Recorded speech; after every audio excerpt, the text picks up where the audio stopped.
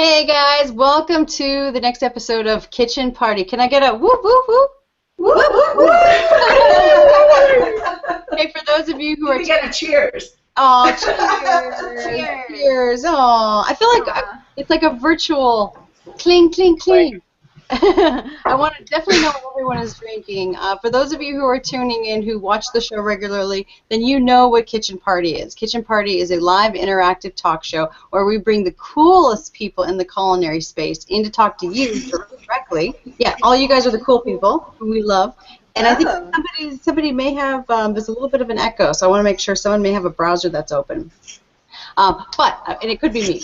But I want to let you guys know today's show is about Mad Men. My name is Babette Pepe. I am one of the co-hosts of Kitchen Party. Kitchen Party, as I said, it's a live interactive show, which means you're involved in the conversation. So if you're watching at home, if you're on Google+, if you're on YouTube, make sure you subscribe to us.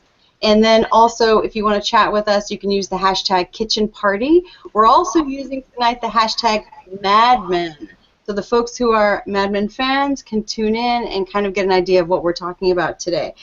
This is about the food, the drinks, the cocktails from the show, or from the whole season, and also just the time, the Mad Men era, that really rich, the American kitchen table was going through so many changes during those times that we're going to talk about that and talk about the recipes and how they've changed. So if you love food, you're definitely in the right place. If you're watching on Meerkat and you're confused because it's showing a screen, hello, we are simulcasting our Google Hangout that we produce. As I said, my name is Babette Pepe. I am the founder of BakeSpace.com. I'm one of the co-hosts. Let me introduce my other co-host, Rene Lynch with the LA Times. Hello, Rene. What are you drinking? Hey, Babette. How are you? Good. What are you drinking? I'm drinking a Manhattan. I'm drinking a Manhattan that I made out of Peter's cookbook. We're going to be talking about that later today, but it's a terrific recipe. And I'm enjoying it, and I think I'll be like under my desk by the time this is over.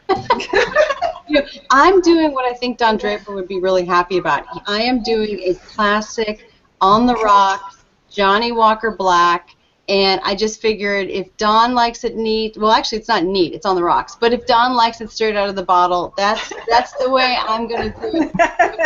This is it's a little bit more than I'm used to drinking of just straight alcohol. Usually I have a gin and tonic, and it's a little bit easy. Now, Rene, for the paper, because the show is premiering, Mad Men is premiering this weekend. Are you guys doing anything at the LA Times? Oh my God, what are we not doing at the LA Times? We're doing a ton of stories. Actually, our big Sunday cover piece, our center cover piece, which will probably go up online, maybe I believe either tonight or early tomorrow morning, is all about the women of Mad Men. And but that's just one piece that we've done. We've done so many stories. Last 2 weeks, it's just been one Mad Men story after another leading up to the finale because this is just such a monumental TV show. We're looking for a variety of ways to market. Cool. I love that, the idea of the women of Mad Men. They're so powerful, and it was such a really cool time. Now let's get to our folks. Let me get everyone's name. So our first guest that we have is the co-author of something called the Unofficial Mad Men Cookbook. Now, if you guys can see, I'll hold up for Meerkat. You guys can see right here, but I'll also hold up for our Google Hangout. Now, Peter, you say your last name, Zoitlin, which I practiced before we began the chat. I practiced it too. But that was like pre-cocktail. So I'm glad I said it at the beginning of the show, or else it would be a complete disaster. Peter, tell us a little bit about the book, and then you also have a virtual, you have like a Mad Men premiere happening this weekend as well. Right. Well, we're doing a blogger party with about 30, 40 bloggers from all around the world who are making recipes from the cookbook, and you can go to bit.ly/Mad Men Finale, and by Sunday all the blogs will be up. We have prizes for the bloggers, including stays at the Roosevelt Hotel, $500 worth of dinner at Barbetta in Manhattan. So if you go to that URL, or if you go to our website, you can see all the bloggers who are participating, what they're making for the premiere. By the Peter, way, can you give me that URL one more time, and I'll tweet it out for people so they have it handy. Okay. So it's bit.ly Gently, Or slash, yeah, Mad Men finale. Mad Men finale. Okay, I'll tweet that out right now. Okay. Now, our next guest we're really excited about is Prairie Rose. Now, Prairie, I found you because I was looking for a cocktail blogger who would want to talk about the cocktails of that time, and I went to your blog, and the first thing I thought was, she's a great fit because just the content and the design, it's almost like somebody from the Mad Men generation created it. And so congratulations on all of your awards as well. Do you want to tell us a little bit about your blog and how you started? And also what you're drinking. All right. Well, first of all, I'm drinking Sidecar. And yeah, so Bit by a Fox is the blog name, and it's about 2 years old. And we're almost at the anniversary of it winning the Savoir magazine's Best Cocktail Blog, which kind of kicked off this whole past year for me. And but I'm a huge Mad Men fan, and so that time period, the 1960s, kind of resonates with my aesthetic, and some of the cocktails from that time period I enjoy. But yeah, I'm happy to be here. Well, we're definitely happy to have you. Renee, were you going to say something? Okay, awesome. Hey, I want to let the folks know who are watching on Meerkat, who are just tuning in. You're watching a simulcast of our Google Hangout. We're going to be talking about the recipes and the food of Mad Men and celebrating the food of that time. If you're watching on Google+, YouTube, wherever we put our links, welcome. If you want to chat with us, use the hashtag KitchenParty and also Mad Men to be able to ask us questions. And I am hearing that echo, so if you guys, we want to make sure that as we're talking, if you start hearing that echo, mute your mics, and that'll make it much easier. So our third guest is Steve Isaacs. Now, Steve, I found you on Meerkat. Yes. I stumbled upon your feed, and I was like, this guy's very interesting.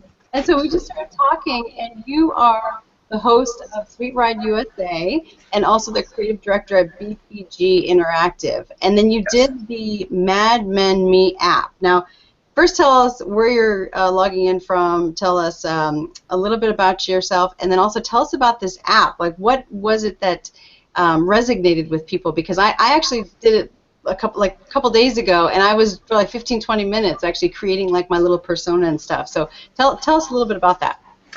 Yeah, well, I was a creative director at an advertising agency in New York at that point, and Mad Men came out, and all of a sudden I was like, holy crap, there's a TV show about the stuff that I do, but I'm a digital creative director. So it was kind of a fortuitous little circumstance because it's such an amazing show, and we got the blessing to be able to pitch Mad Men, and I was like, oh my God, this is so great, like what could we do? And at that point, Dynamo, who's an illustrator, and she had just, because of her incredible fan dedication, had created all of these beautiful free like desktops and kind of computer assets with this beautiful illustrated style of the time. And so we came up with an idea, why don't we just let people be able to customize their icons in the Mad Men style? And this is way back in like 2009. This is like season 3. And there had only been like the Simpsons, Customize Yourself. And so when the Mad Men Yourself came out, gosh, it was the first project I'd done that actually had like viral spread. I was like, whoa, this is what it's like. All these people are like doing this thing. So it was really fun, and AMC was a great client to work for, and so yeah, I have very fond memories of working on Mad Men. Well, I could just imagine, because I think all the characters are in that time period, all the clothes, and you can change your hair and change this. It was actually pretty fun. In fact, my husband was doing it at the same time too in the other room, and I'm like, why isn't he talking? And I realized, oh, he's doing himself as well.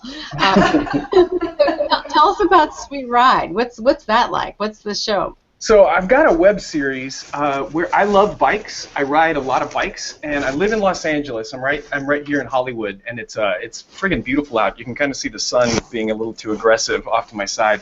But I got really sick of driving cars and paying for gas and living in kind of what's a really awful car-choked world over here in Los Angeles. I don't know about where you're at, but it sucks out here. So I decided to just go car-free and do my own thing and ride bikes. But I'm also kind of obsessed with desserts. I love sweets. I love anything sweet. So I came up with the idea for a web series where I get people together. We get like a little group of, let's say, 5 to 7 people, and we tour around Los Angeles, and we eat at different sweet spots. And we make sure that we map a route that's going to be beautiful, it's going to have some secrets of the city, and we also make sure that it burns off every last calorie that we consume. So each episode is one day, it's one trip around Los Angeles, and it's also, there's a little digital map that shows you the route that we take, and at the end of the day, we've burned everything off. You know, I love that. I was thinking you're preaching to Renee. She is totally into like the LA Fit lifestyle. I wouldn't say I'm so fit. It really cancels itself out. I'm not getting any extra fit. I'm just working off the donuts. That still works. That still works. I think. Well, imagine if you didn't have the donuts, though. You'd be going. I'd be way better off. Oh, it'd be amazing. I didn't think about that. That's a great idea. Would you really be better off? Really? No, Would you really be better off? No. I want my sweets. Life is short. Yes. Exactly. That's the first project I've heard of that's carbon neutral and calorie neutral at the same time. Yes, you get it. You get it. Impressive. So you can see the shows at eatridusa.com, and they're a lot of fun to make. Awesome. Well, Peter, I want to start with you because what is it about? Oops, I'm hearing an echo again. What is it about the show Mad Men that makes people really like excited? And why did you guys decide to do the cookbook? Well, first I'll introduce you to my companion here. Can you see her? Well, to be honest, the cookbook was my co-author's idea. My co-author also happens to be my wife. She has a long-standing interest in the way food is used in literature to set a scene or to set a mood or to say something about the characters. Then she became obsessed with Mad Men. And we both grew up in the suburbs outside of New York City. For me, it was the late 50s, and throughout the 60s, she was born in the early 60s. And as we were watching the show, we got drawn in because it was very reminiscent of the world we inhabited as children ourselves. So I remember, sneaking halfway down the stairs during my parents' cocktail parties and sort of watching everybody smoke and drink cocktails. And to me, Mad Men was kind of a peek into my own childhood world, but from an adult perspective. I don't think my parents' world was quite as dark as Mad Men. Good.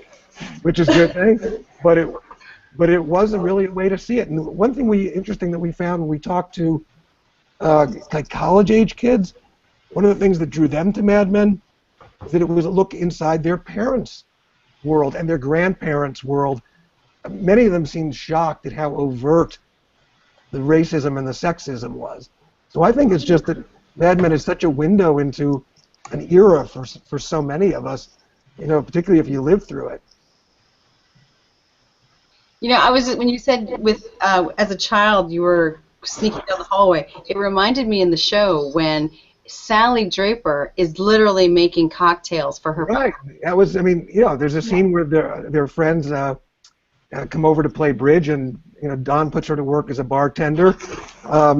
This was sort of every kid's dream, was to somehow be a little bit of a part of poker night or bridge night or cocktail night at your parents' house. It was kind of a mysterious world, but it was very exciting too to kind of sneak down and observe it. It was definitely not my upbringing. My parents, they did not drink. They did not do anything crazy when I was younger. They hid it. They hid it completely. You don't think they did. That is true. I found it much later on. Exactly. So let's talk about I was reading in the cookbook that some of the recipes that you guys got were very different. Like one thing that inspired me when I was reading about the show and how they developed the show, and it kind of reminded me of a little bit of how you developed the cookbook as well, is that they have researchers that go through, and every time a new season starts or a new year starts, they basically keep the basically do a timeline of like all the interesting things that have happened during that time period, 61, 62, 63.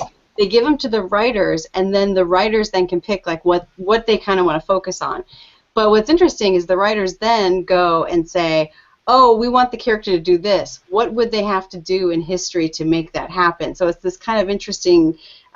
It's like even though they're in their mind they have an idea of where the character is going, they still have to kind of go back and be like, in history, is this possible? And it reminded me of when I read in the cookbook where you were getting recipes that have evolved over time. So you got the original recipes that were featured in the show or that were of that time, right, versus what they are now. Can you talk a little bit about that? Yeah, one thing I want to make clear, this isn't a 60s cookbook. It truly is a Mad Men cookbook. So every recipe that's in there, every restaurant that's mentioned, is tied directly to a particular scene in the program. But very often what we did, we went back, for those restaurants, for example, that were depicted in the show, if they were still in existence, we went back and talked to them. If they had gone out of business, very often they left behind a cookbook. And we got in touch with all these places, seeking out the recipes as they were serving them in that era. So, for example, Oysters Rockefeller at the Grand Central Oyster Bar today is not anything like Oysters Rockefeller as it was served in the Mad Men era, but they still had the recipe, and they gave us the recipe that Don and Roger would have enjoyed at the Oyster Bar back in that era. And we also culled, oh my God, hundreds of vintage cookbooks, vintage advertising, all looking for recipes that were absolutely authentic to that period. Can you do you recall the Oysters Rockefeller recipe? How has it changed over time? Well, when we went to the Grand Central Oyster Bar, we ordered Oysters Rockefeller. It came and we were kind of surprised. It was a bit of to be honest, a little bit gloopy, and it had spinach on it and so forth. I don't remember every detail, but it was not like that back then. I mean, I don't have an encyclopedic memory of my own book, but you know, they told us, no, this is not at all like, you know, it's just evolved. So, you know, some things have not changed. For example, the recipe for Caesar salad at Keen's Steakhouse is unchanged from what it was in the 60s, and they still prepare it tableside, which was very much a sort of 60s thing that kind of tried to impart a little bit of class to the preparation. So, and for example, at Barbetto, there's a scene where Don takes this young woman, Bethany, that Roger has fixed him up with. They go there for dinner, but we don't know what they've ordered. But as it turns out, the menu there lists the original date that every dish on that menu was served. So with the help of the owner, we could make some pretty good guesses about what they would have ordered. And some of them are just unchanged. Like Sardi's steak tartare is still on the menu just as it was back then, too. Wow. You know, you brought up the oysters, and there's a great scene. I don't know. Hopefully, you guys can see. I don't know if the folks at Meerkat can see the screen. I'll try to do this a little bit so you guys can see what I'm talking about. But there's a great scene with Don's boss shows up. What is his name? The boss. You mean? Why am I going blank? Is it Sterling Cooper? Sterling. So Roger's more of a colleague, yeah. Oh, Roger. I'm totally going blank into the alcohol.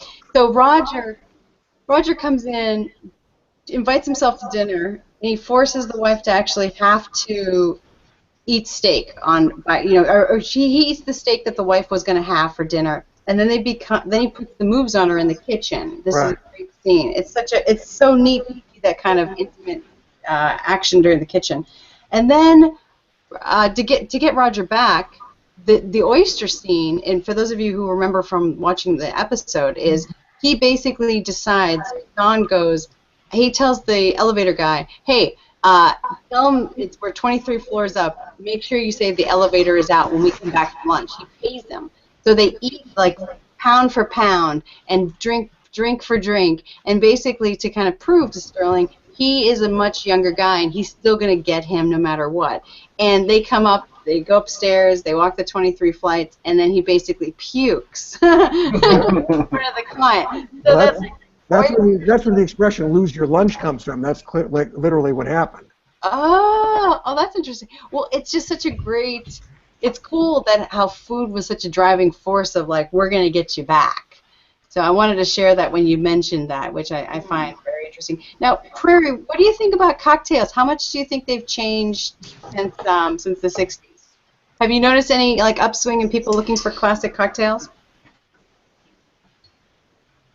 Well, I think, we've had this sort of cocktail revolution happen in the last 10 years, and I think it began with this pre-prohibition classic cocktails that we went back to like the 1890s, and that's where it began. And now we are moving, we're like getting closer to our own time period, and I think that that some of the things that were popular in the 60s are now just kind of getting into vogue. But definitely like old fashions. Okay, I was just going to ask there kind of recipes. Just a study that was done,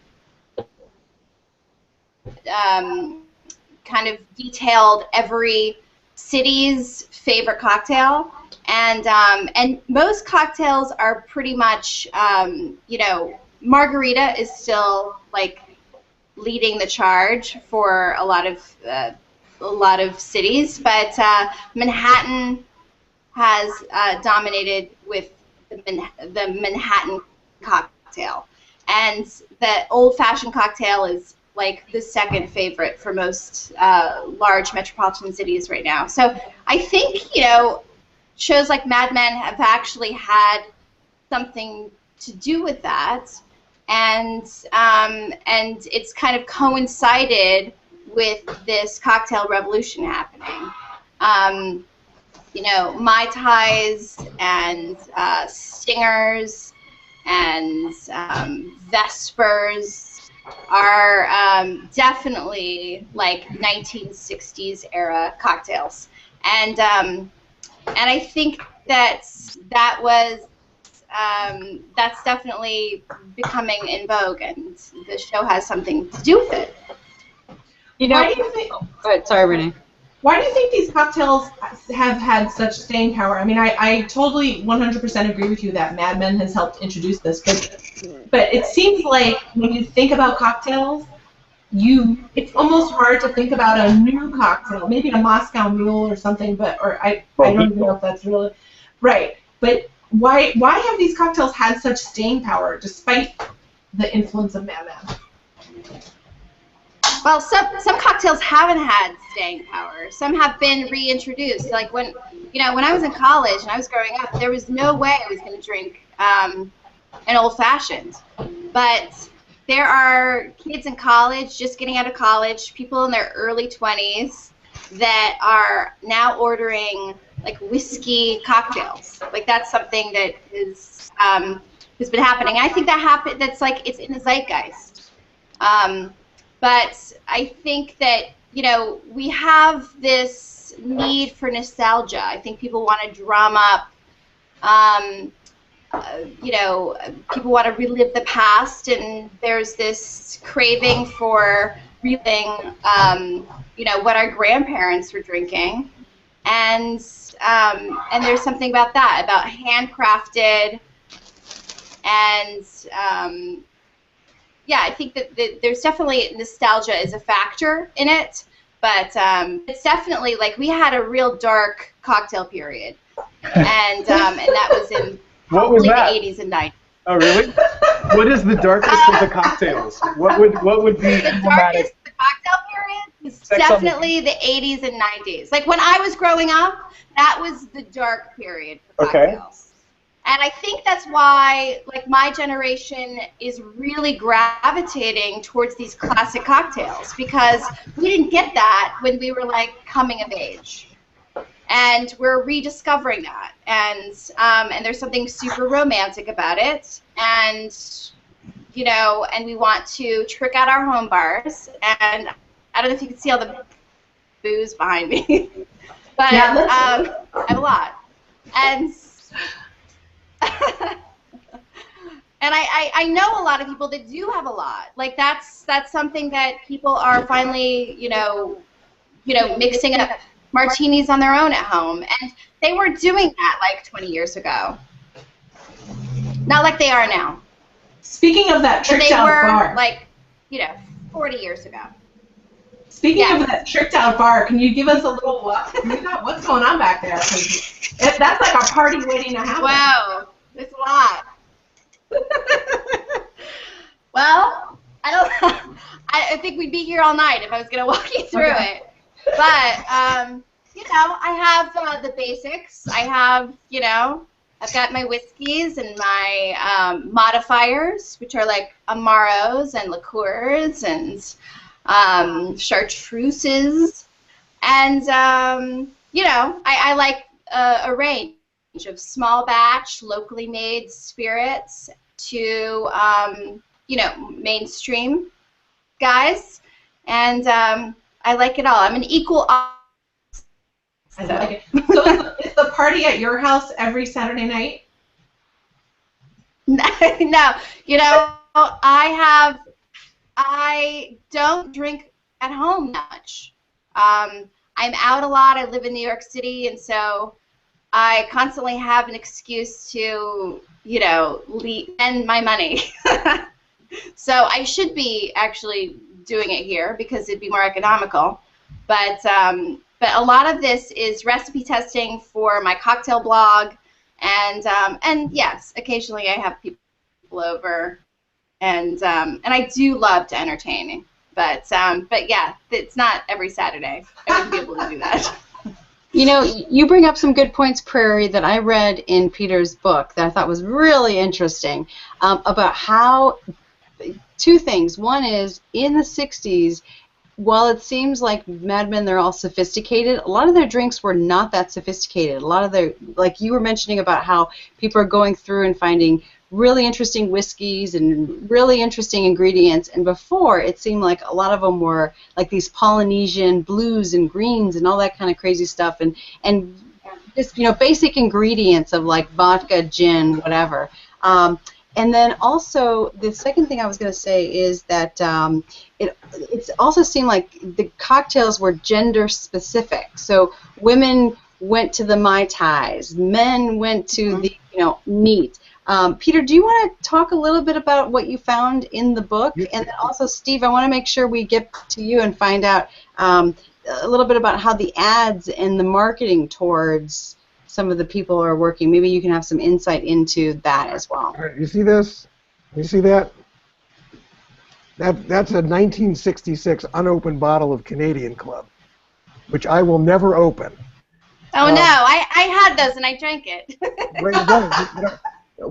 To the issue, first to the issue of gender of cocktails. See, I happen to personally be a sucker for the Polynesian cocktails. Other than the sidecar, the ones in the book I love are the Mai Tai, the Blue Hawaii, and the Royal Hawaiian. So I tend to like sweet drinks. But, you know, Roger Sterling and Don Draper wouldn't have been caught dead ordering a Mai Tai. If you notice in the show, it's always like Rachel Menken, who was the department store heiress. It's usually, you know, or ordering a Mai Tai. Or it's Peggy ordering a Brandy Alexander, which is also a very sweet concoction. So I happen to like those Polynesian cocktails, which, by the way, became popular because in the early 60s, Hawaii had just become a state. The tiki restaurants were taking off, and people were really interested in everything that had to do with this sort of exotic Polynesian culture. Now, you know, and as to the sophistication, I mean, you know, typically when you see Roger and Don drinking, they're just opening a bottle and pouring the liquid into a glass. There's nothing, you know, made with ice. Not fancy. Yeah, most of the time that's what they're doing. You know, if they can stop smoking long enough to sip it. So, you know, my wife still makes fun of me when I order a Mai Tai. You know, she thinks everybody thinks it's a girly drink, and I'm disappointed if it doesn't have a parasol in it. There you go. Don't be ashamed. Don't be ashamed. Hold tiki culture alive. Tiki drinks are an amazing contribution Good. I'm glad America to the world. I'm with you. Don't be ashamed. Good. I'm proud. It's true. Tiki drinks are huge in LA right now too. Yeah, there's not enough tiki bars. There's a couple beautiful ones. I actually saw a brand new one in the Valley of all places, and they actually spent some money because most tiki bars are holdovers. They're maybe a few decades old, and they're these diamonds in the rough, and you can check them out. But there's actually a brand new one that opened up, and boy, it's gorgeous. It's called Tiki No. Yeah. What's it called? Right. It's called Tiki No in the Valley, and it's actually like they spent money on it. The place is beautiful. Wow. It's like could be a film set. It's gorgeous. You know, Steve, have you gone to the tiki bar that's on Sunset? That's like never opened. It's Tiki like, Tea. yeah, it's ridiculous. It's like 5 hours a day at the most. Yeah. It's only cash. Come on. Yeah. Tiki Tea. If anybody goes to LA and you want to go to an amazing original tiki bar, it's on Sunset right when you get into Silver Lake. And just like Babette said, the place is so infrequently open, and I found out why. It's a family business. It's like a dad and his son, and they'll just like say, hey, screw it, we're going to the islands. And you'll literally go, and there'll be a sign on the door say, we're back in 3.5 weeks off to the islands, and you can't go. That's because everything is cash. They're getting so much money. Yeah. Steve, I'm in Boston, and the tiki bars are still shoveling their way out, so Aw. that's why they're closed. Oh, so sad. It's totally sad. Tiki bars are amazing. Well, let's talk about a little bit about the food of that time in the 60s. Now, what did you guys, because I went through today, and I was born in the early 70s. So I'm not, I'm starting to get to the point where now we're catching up with Mad Men to my generation of when I was born. But I was asking my mom, like, some of the cool foods, and I posted, let me see if I can do a little screen share so you guys can see, and then we can talk about some of these. But a couple things that I came up with, Lipton onion soup was big. Do you guys agree? Do you guys have any thoughts? I can't hate on that. That's tasty. Lipton onion soup is awesome. Sure. Yes. It's a soup. It's a dip. You put it in hamburger. You put it in everything. You put it in pot roast. I'm like, no. I love Lipton onion soup. You could also put it in Mai Tai. Right. You put it in Wow. That's a good point. No, that's my time. No, there's always Lipton onion soup dip in my house. For those of you who are Meerkat who are tuning in, this is a Mad Men show about the recipes and the food that inspired the show, and also food that happened in the show, and also just that time period of what inspired us. Did you guys know that baked Alaska is a dessert? Am I the only one who did? I Yeah. love baked Alaska. That's like my new favorite thing. Yeah, it's actually been a trend in New York for that to be like a dessert lately in restaurants and bars. Hey, Babette, Babette, one But thing. it's it's dramatic. You light it on fire. So Fire. Babette, one thing. Looking at your list, though, one thing. yes, One thing pops out. One thing pops out to me. When we tell people we wrote a Mad Men cookbook, everybody thinks, like, what's in there besides Jell-O mold? And people tend to think that the food was very unsophisticated, when in fact, while there was a lot of canned food and a lot of meat and potatoes, the 60s were also a time when Americans were really discovering a lot of new international cuisines. So you had a lot of for example, fancy French restaurants opening up in New York, many inspired by Julia Child. You had, Polynesian restaurants we've talked about, but it was also a time of a lot of exploration. Does anybody remember the scene where Don and Pete go out to California for an aerospace convention, and Don abandons Pete at the Beverly Hills Hotel to run off to Palm Springs with a young woman who asks him if he's ever had Mexican food. Now Don's a pretty cosmopolitan guy living in New York City. At that time, there was one Mexican restaurant in New York City, and he tells her he's never had Mexican food. So Mad Men seemed to, capture an era when we were really on the cusp of discovering a lot of, sort of extracontinental cuisines, if you will. And it's represented in Betty's Around the World Dinner, I think, in the first season, where she brings together elements from all over the world. So Hey, but you know what? I'm going to go out on a limb. New York, I've lived for years in New York and Los Angeles. New York still doesn't have Mexican food down. That is one culinary... That's one Right. Delicious, very easy to prepare food that you just, I found it pretty difficult to find pretty solid Mexican food in New York, where every other kind of cuisine just slaps you in the face. On every block there's But it was almost, probably a quality spot. you just couldn't find it though back then at all. Although it was already well established in California because so many people who came from Mexico ended up settling in the Southwest and California.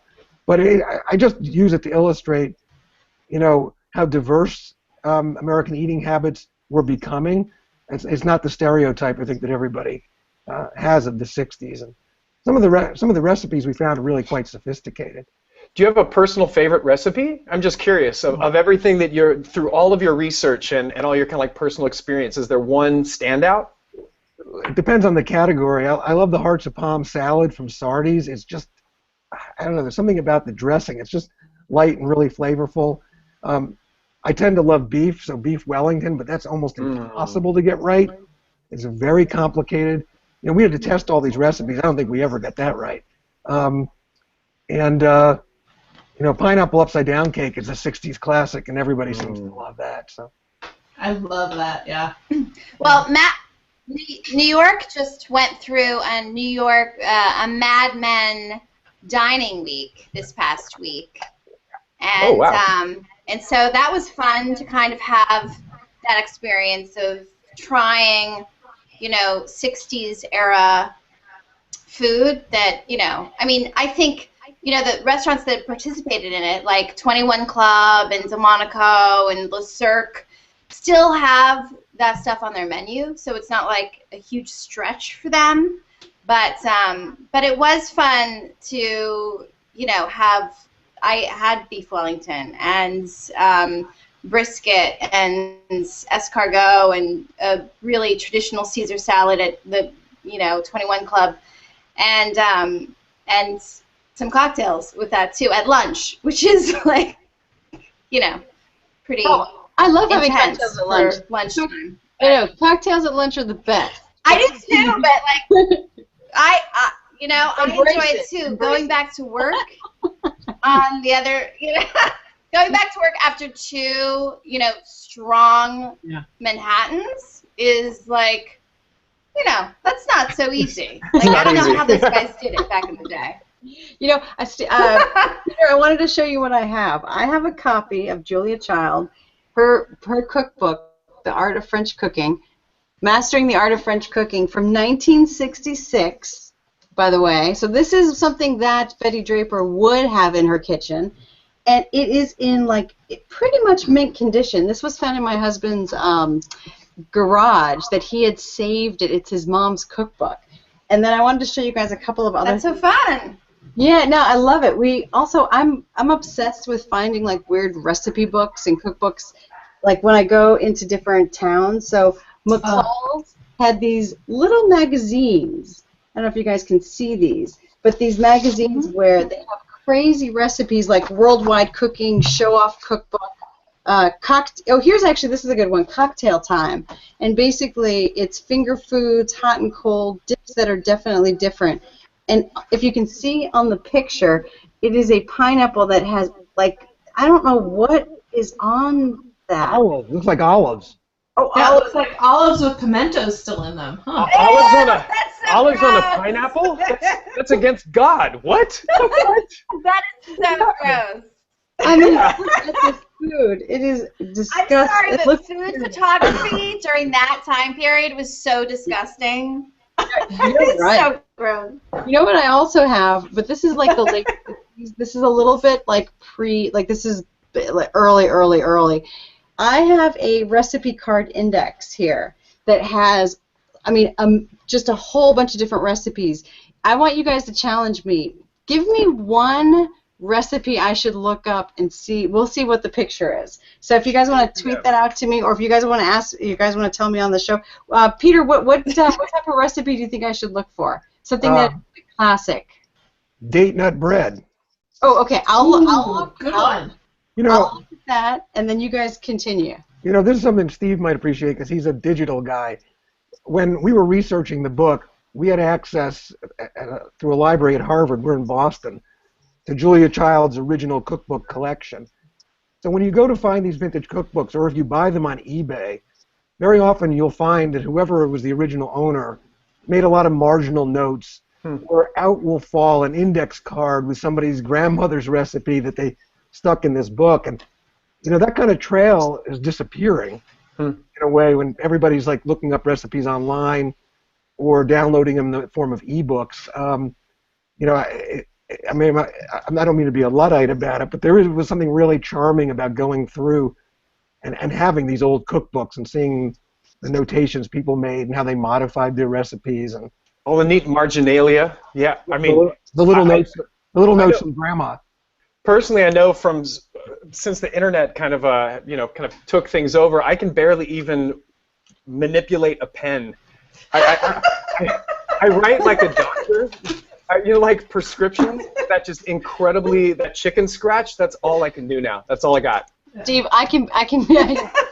It's horrible. No. For my wedding thank you cards. I know. I have the same problem. My husband has to write them. Pens feel like they feel foreign in your hand. It's very weird. I know. I hate it. So I found a recipe that I think it's date and cherry bread. It's a little bit different. Pretty close. It is close enough. And then on the back, this is like mint condition, these cards. Oh, wow. And basically, cool. Here's on the inside, and it's dated 1958. You can tell by the font. Look at that font. That was every font everywhere in the day.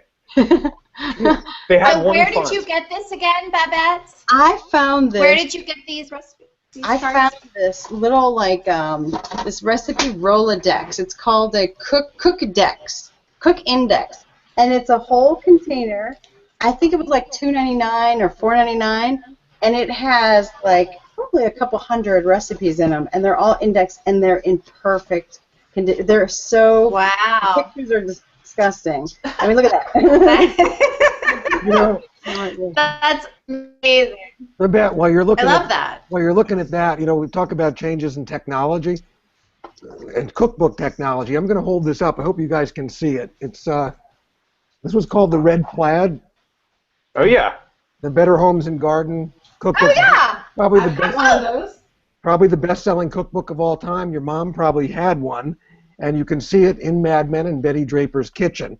But the big advance in this cookbook. In fact. Yeah, let me just show you the big advance in this cookbook. I was just in Betty Draper's kitchen. It's in a 3-ring binder. Can you see that? Yeah. That's amazing. That's amazing. So what you could do is if you needed to go shopping and you knew you were making this recipe for dinner, you could take it out, carry it with you to the supermarket. So that was handy. And speaking of handy, I don't know if you can see this picture, but check out this housewife. My good Lord. She has like 3 arms. This is like a Hindu deity of cooking. Indian deity. Yeah. Hey, Rene, I want to make sure that the folks who are on Twitter, are you following the Twitter conversation? Yes, I'm going to look at Google Plus to make sure, and then Meerkat also, we have some folks who are also chiming in as well, and we have some interesting comments. Someone said that there is a 24-hour tiki bar in Vegas. In Vegas? What's it called? I'll go. Frankie's Tiki Room. Great. What's it called? Frankie's Tiki Room. Oh shoot, my stream just ended. Yeah. Everything's closed. My stream just ended. For those Frankie's Tiki Room. All right. Shoot. Well, those of you who are tweeting, if you can use our hashtag KitchenParty and also Mad Men, tweet this out so the folks who are on Meerkat who can find us to continue this conversation. We'll make sure we post it after the show as well. But I'm going to look at Google Plus right now and make sure we don't have any questions from the community as well. So Rene, do you have anything? I want to make sure. I do not right now. But I'm so excited about finding a tiki room in Vegas. I love Vegas. To me, Vegas is like the greatest place on earth. So I'm very excited about finding a new tiki room in Vegas. But I'm also going to try Tiki No. Okay, right on. So this past weekend, so Matthew Weiner is having a Mad Men exhibit in Astoria at the Museum of Moving Image. And they've recreated rooms that are on the show.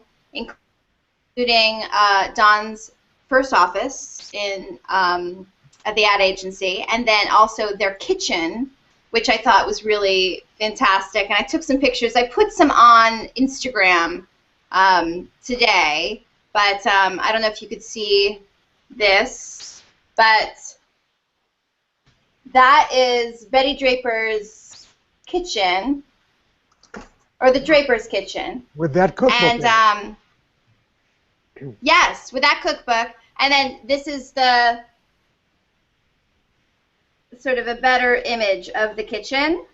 Wow. Which I think is pretty amazing. Yeah. Wow. And it really felt like we were in someone's home. Like, those are kitchens that I feel like, you know, I didn't grow up in the 60s, but I definitely grew up around kitchens that were like that probably hadn't been remodeled for years and years and had the same sort of furnishings and wallpaper and decor. And I loved it. You know, I actually pulled up, you and I are on the same page. I pulled up a couple of images from the show to look at the difference between their kitchens, and I'm going to also help the folks on Meerkat to check it out as well. But this was like when Don and Betty were married, which I thought was kind of an interesting kitchen, open layout. It's kind of separate from the rest of the house, which I thought was kind of interesting because in his next kitchen, I like the giant ironing board. I like you don't need an ironing board. It's either a surfboard or an ironing board. That center island. Oh, huge! Exactly. I love it. I want that island. And then also, this is how he kind of evolved. But I love that it's a little bit more of an open format. Nice. I want that apartment. Open concept. Sunken living room and that open kitchen. It's so beautiful. No, I love that. But then when you look at the other characters and you see their kitchen. I hated him. Oh, get him out of there. Oh yeah, he was a jerk. he was jackass. Oh, I hated that guy. Yeah. Babette, if you go back to that scene for 1 second, can you put that back up? Yeah. No, the one of Joan in her kitchen. Oh yeah. You know, I don't know if you remember, but that night she was making dinner. Her husband-to-be, who was a resident, right, a medical resident, was having two of his superiors over for dinner with their wives, and Joan made a crown roast in this tiny kitchen. And one of the things we found in our research, we actually found something called the small kitchen cookbook, which was, these are all kind of gimmicks, but it was mainly for people who lived in apartments. Small apartments in New York, and how to sort of make big meals in small kitchens. So that scene was, as you may remember, he didn't get the job. He was looking for a job, but it wasn't due to her failure. She made a beautiful crown roast. You don't see many of those anymore. Oh. What actually is a crown roast? I'm not familiar. What is a crown roast? Well, it's the ribs, but the butcher then sort of takes two of them and ties them together. Oh, it's that thing. They're standing straight up, so they look like a crown. Yeah. I've seen that in cartoons. I didn't know that had a name. Like that's exactly funny. It where was you always see it. like headed towards that. That was like dinner. Okay. It's a rib roast, but it's the way it's prepared, so it looks like a crown. Yeah. But that's exactly where we see it in cartoons, where the ends are kind of Frenched, and then they have that like ribbony thing around the Disney top. bop? So. Yeah, totally. Exactly. Yum. I love But that. she created a lot of magic in that kitchen. She also did that Hawaiian luau on New Year's Eve one year for him. Oh, that's And he comes home right. late. And also, we don't want to forget about in Mad Men in the later seasons, I believe it was 4 or 5, she did a lot more than preparing food. Betty Draper ate all of the food. Betty did it. Excuse me, Betty Draper, yeah. Fat suit time. Oh my God, Steve, are you and I totally on the same page? Because I just brought up this picture. Oh, I feel bad she had to wear a fat suit. I feel bad for January Jones. Like she's reading the script and she's like, "Are you freaking kidding me? I have to wear what? An entire season? Well, what did I do? I'm sorry." What was so funny was at the Mad Men exhibit, you could see some of the scripts and the writer's notes, and it actually said right before that season, Betty Draper gets fat. Like that was the note. And I was like, oh man, that's I wish I could see her at that moment just opening up the script and like calling her agent like, are you kidding me? What the hell did I do? Talk to Weiner. What? I know. Was it because of Saturday Night Live? I'm sorry. Exactly. You know what's interesting about this picture is, like, think about how modern day kitchens are very much influenced by this. That you have that double oven, you have the fridge built into the counter, you have that like kind of island, or in this case, a table in the middle. It's very interesting how many things we've evolved from that time period, but in some ways we're very much dating back to that. You know, Peter, when I was reading your book, I was reading a few things and also doing some online research about this particular time when she started gaining a lot of the weight. And when she goes to the doctor, she says, I guess everyone's really nervous about the bomb. And, you know, you don't think about that time, but there were a lot of recipes. I actually marked over here. Where did I mark my recipe? There was an atomic fireball cocktail. I don't remember some of the others. Actually, I think you're conflating two seasons. It was actually in the first season she goes to the psychiatrist and says, I think everybody's worried about the bomb. And we go through the Cuban Missile Crisis, which is, if you remember. Yeah, that's the first season. She goes to a bar and has, I think, a vodka gimlet, and then has anonymous sex with a man that she, you know, with a stranger she meets there. It was like everybody was, you know, nobody knew if they were going to wake up tomorrow. And they were throwing caution to the wind. Yeah, there were several recipes sort of built around this atomic theme. It was kind of a morbid subject to build a recipe around, but we have a little sidebar in the book about some of those.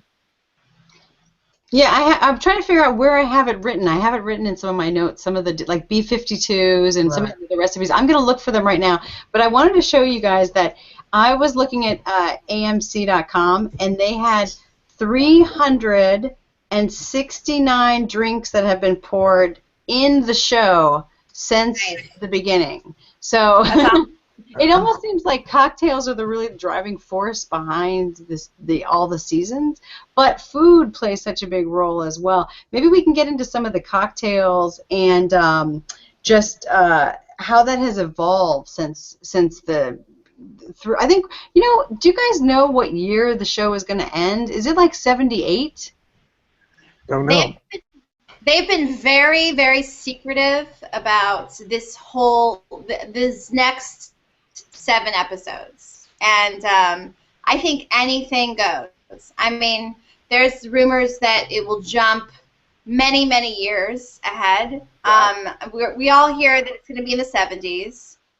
We don't know if it's going to be 1970, if it's just in the trend that the series has happened, which is like every 2 years, 3 years, it jumps. But there's also rumors that it goes way past that. So I don't know. I mean, I think anything can happen. I think Matthew Weiner is keeping it, you know, really sealed right now about what years they're actually going to span in these next 7 episodes, which I can't imagine in 7 episodes, but it's got to stay in one year, right? I don't know, but I'm curious because I do want to curious, like fashion-wise and also. Well, you know, you mentioned Fashion Prairie, and it seemed like there's, you know, a lot of the companies are creating fashion lines that are inspiring. I mean, Banana Republic did a whole Mad Men fashion line. I want to make sure we go through, because we're going to be ending in about 10 minutes or so.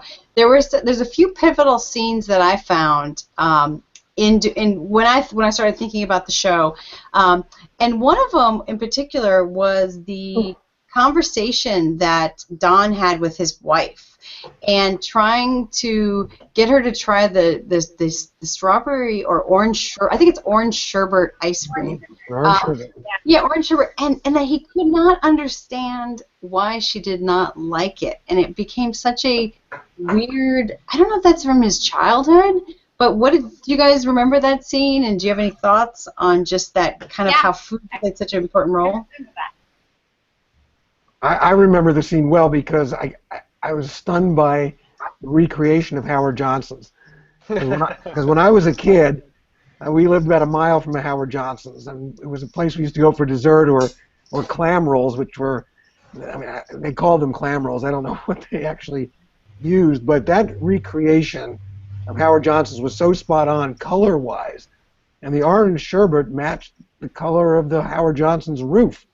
It was a, kind of an iconic thing. I don't remember why she refused it, but I think they were with the kids in that scene, and they were just getting to know her, getting to know his Megan, and I think they ordered milkshakes as well. By the way, they just announced that one of the last 3 Howard Johnsons, or the last one that's still open, is closing. I think it's up near Lake Placid, New York, or somewhere in upstate New York. There's only 3 of them, I think, left. Now, there's a great scene where Sweater. there's a great scene where Pete Campbell is in Los Angeles, and he finally goes to Cantor's Deli. For those of you who don't know what Cantor's Deli is, it's an iconic deli in Los Angeles that has great food. And he basically says that finally, like, we brought the best. It's something that I found. What did he say? He said, it's finally something where, as a New Yorker, you can relate to it, or there's a little bit from New York here that made him feel like home, or made him feel comfortable, which I thought was kind of interesting. I'm going to put this for the Meerkat watchers. I'm going to actually put this over our screen a little bit. Do you guys remember that scene, and do you guys have any thoughts on that? I Looks think exactly that, like that. I'm just tripping out because they haven't changed it at all in forever. It's like now. LA has always exactly had. like that. LA has always had New York expats. Like, that's been since the time of Hollywood. I think that it's always had, like, New Yorkers have always gravitated. Like, there's been this Defectives. connect between. Yeah. There's always been a work that's always been. I mean, even now, like, I have most of my friends in Los Angeles, and I have a lot, are ex-New York. True that it's something that still happens now, and I love that. It's like a Larry David moment. That's Totally. Restaurant. And then they end with this, like, iconic shot of them almost like creating their own nuclear family. What do you guys think of these, like, little scenes where they kind of show, like, this modern family that's evolving, especially with all this fast food? Any thoughts on that? So does this make? How does the family equate in this particular tableau? So we know that they two had a kid. Does that make Don the dad? Is he like a father figure? It's like who plays what role in this awful family? Except Peggy. You gotta love Peggy. Peggy's amazing. Oh my God. Yeah, you bring up a good point. I don't know. Well, maybe it's like foreshadowing to, like, the next season, because it does kind of end with Don sort of like becoming part of the community of saying, I'm just going to follow my lead, and Peggy becoming friends again. I don't know. It'll be very interesting. Now, I think we should sort of end with this. Can I just jump in for just a second, Babette? I want to say hello to Figtails, who's joining us in on Twitter. Obviously, I've had too much of this Manhattan. She said she's joining us towards the end of the show, but she wants to watch the replay. And also, Evie Abler is joining us. Hey, Evie, so good to hear from you again. And I'm gonna go back to my it's already empty. Hang on, Mommy's medicine. Mommy needs a moment for that. Just a moment. Just give a little break. Exactly. You guys go play. Okay, now this is by far the craziest scene, because it's the scene in when I was doing some research and I was thinking about, like, where he literally loses his mind, is when he's pitching Hershey's. And his original pitch was that the candy bar is supposed to be like his father gives him the candy bar when he's, like, happy, and it's supposed to be a happy moment. And something that is, like, not a moment in the pitch where it's supposed to be anything other than this is a candy bar, we're going to have a great moment with our son, and that's basically the whole pitch. He turned it into my mother was a whore and a prostitute, and basically this evokes that kind of feeling of everything's going to be okay. And just to take that kind of simple moment and turn it into, like, this is my meltdown scene. What did you guys sort of think of that? And what do you think Hershey's thinks about having their product involved in Being that? the whore mom chocolate? Yeah, exactly. Your mom is a whore. You know, Don had his that. his best moment as a pitchman was the carousel projector. Oh yeah, yeah. You know, pitching the Kodak carousel projector. This was Yeah, that sort was of the beautiful. this was the 180 Yeah. pitch from that. You know, the one was just so moving. This was moving in a different way, but it was, you know, him laid bare. And I don't know what it foreshadowed. He's coming to terms with himself, and I don't know. He may, you know, I wonder who the falling man is going to turn out to be. You know, in the opening credits, you see the falling man. Oh, wouldn't that always Wow, be I Don? never thought about that. Huh? Isn't it always Don? It's got Well, to be. but here's the thing: you assume it's Don. I'm going to make a pitch that it could be Pete, because if there's anybody else coming unraveled in this show besides Don, it's Pete. But what about Roger? I mean, he's like... Roger was never together. Roger. I love Roger, but he wears it so well. Yeah. We don't want Roger together. That's not going to work for me. I love when he goes through his drug phase. Yes! Oh my God, that's the best episode. Is the acid episode. Yeah, so good. So good. You know, but let's talk about all the characters. Like, what do you think's going to happen to Dawn's new wife? Like, where do you? Because she's in LA and she's on her own now. I mean, what's her deal? Hopefully no more singing. I don't know. I think. Can I just say Oh, that? I love her. She's all right. It's weird Doobie-doo. it turned into like a meme like 2 seconds after. She's like, what the hell? I know. She was a saucy Got a lot of little- hate after that, but I know. I love her. I cannot look at her. I think Her teeth are she's gigantic. a great representation of what was happening during women's club. You know, I think that, you know, this whole transition, you know, from the late 50s to the 70s, like the 60s were so rich for women, and such a transition period. And I think Megan really represents that. I think that she's like, you know, she married her boss when she was his secretary, and then she rose in the ranks, and then she pursued her dream, and then she's out on her own in Los Angeles. I think that there's something about that, like she's really representative of the women in that time that were like, oh, wait a second, I don't need to be married and have kids and pursue this other life. I have a lot more freedom, and I think that, you know, I don't know if they'll get back together. Like, I have a sneaking suspicion that she's really just going to go out on her own and be her own person, and she's going to represent that new, you know, modern woman. You know what I wonder, apropos of the HBO documentary this week on the Church of Scientology, I wonder if we're going to see the church. I wonder if we're going to see the Church of Scientology in this, because that was the time when, if you went into New York City, as we did as teenagers, you were always approached at the bus station in New York about having one of these audits done. This is when the church was really getting in gear, and I just wonder if she's kind of searching.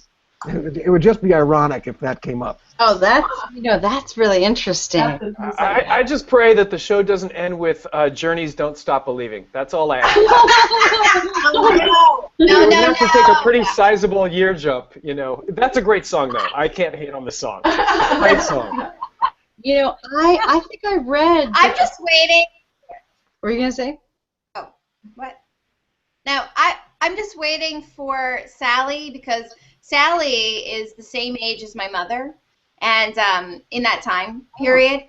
And this whole time, I've been waiting for her to get a little older so she could join a commune, a hippie commune, and like blow Don's mind. Because that's exactly what my mother did, and a lot of people in her generation did, and I know we saw that a little bit with Roger Sterling's daughter, where she like went off to a cult and you know had some commune experience. But I really think that Sally is one of the most interesting characters here, because she is coming of age, changing so much, and aside from Peggy, who's had the biggest transformation, Sally is I think the one to watch. Like, she's the one that's going to be like, you know, especially if we're like jumping to 70, 72, you know, she could be like 18 years old and, you know, a completely new woman.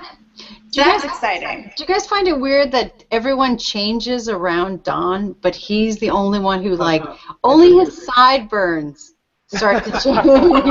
You know, like, I know some, like, he's a little bit longer, but he's not, and he cannot handle being alone. So, Yeah. I mean, do you think there's another woman who's going to come in and, because he's depressing when he's by himself. I know, but I love season 3. I love Don. I really like Don as like some horrible ship on rough seas, and he can't get it together, and he's struggling, and he's living alone in the apartment. I like depressing Don a lot. I like that season. I thought he was going to be with the woman down the hallway. Yeah, sure, but those, you know, that was like skipping stones. He was between the islands of his, you know, female, the pillars of his life, but he was a mess in season 3. From a food point of view, there's nothing more than depressing than watching Don make corned beef hash from Sally. You know, I was looking for kitchen pictures today, and there was this one picture. I wish I would have saved it because I didn't save it. But it was a picture of everyone, you know, they're in their kitchen, and there's a picture of Don by himself. And it's like this sad kitchen that's like barren, has no texture at all. It's just him sitting in the middle, and it's super sad. I mean, I hope, I don't know. We'll see what happens. So this has been a great chat, guys. I'm excited to see where the show goes. Now, Peter, you guys are hosting. Can you tell us a little bit about your event this weekend? Yeah, I think you have a graphic. Again, it's about 40 bloggers from all over the United States, one from as far away as Australia. Everybody, it's a virtual dinner party, basically. People are bringing recipes they're making from the cookbook, or in some cases their own recipes. So it's a way to celebrate the food of Mad Men as it goes into the final season. And you can read all these blogs. You can go to the unofficial MadMenCookbook.com and find a link to all these blogs. They'll all be up by Sunday. Cool. That's really cool. Are you guys all watching the show this weekend? Mm-hmm. I'm doing an Easter egg. I'm doing an Easter egg hunt. I was gonna say, do you find it weird that it's on Easter Sunday is the beginning? It's like the Antichrist. You know? Maybe Don will rise again. Maybe Don will rise. It's not half as weird. My company, we do the marketing for that show Salem, which is all about witches, and the key art is a witch hanging on like an upside down crucifix. That's the key art, and that's airing on Easter against Mad Men. So Mad Men will be fine. It's not nearly in the same deep water. Oh my goodness. You guys are hilarious. Well, thank you everyone for watching. If you're watching on YouTube, Google+, on BakeSpace, or anywhere you're watching, we will, if you leave a question, if you have a question post-event, if you're watching this after the show is live and you have some thoughts about what we shared or some of the recipes, or just you want to share your favorite recipes with us, use the hashtag KitchenParty, also the hashtag MadMen. And next week, you know, Rene, I don't know what our show is for next week, but we do have a Get Baked show. We have a new baking series that we're doing as well. And I will post the link into the Kitchen Party hashtag for that show. I think we're doing cookies is our topic. Cookies. Yeah. Cookies, which should be, you know, and I'll have to check to see who's joining us for the cookie show. But it should be pretty amazing. So now my invitation is always to our guests. So Steve and Peter and Prairie, when you guys have some news or when you guys want to come back to talk about cocktails, talk about food, it's an open invitation. Would you guys like to join us later on? Oh, hell yeah. Okay, good. We're going to take you guys up. Awesome. We're going to take you up on that offer. Exactly, because Rene and I are always looking for cool people to hang out. And if you're watching at home and you want to be on the show, you let us know. Send us a tweet at BakeSpace is our hashtag, is our username. We'd love to hear from you. So thank you guys so much for joining. We will tweet out a link to this hangout, the full hangout, in our hashtag. So if you missed any of the show, you can definitely check that out. But thank you guys so much, and I guess happy Mad Men weekend. Happy Mad Men weekend. That's right. it's like a new holiday, unofficial holiday. Exactly. All right, guys. Cheers. We will see you guys later. right. Cheers. I'm dry. I'm dry too.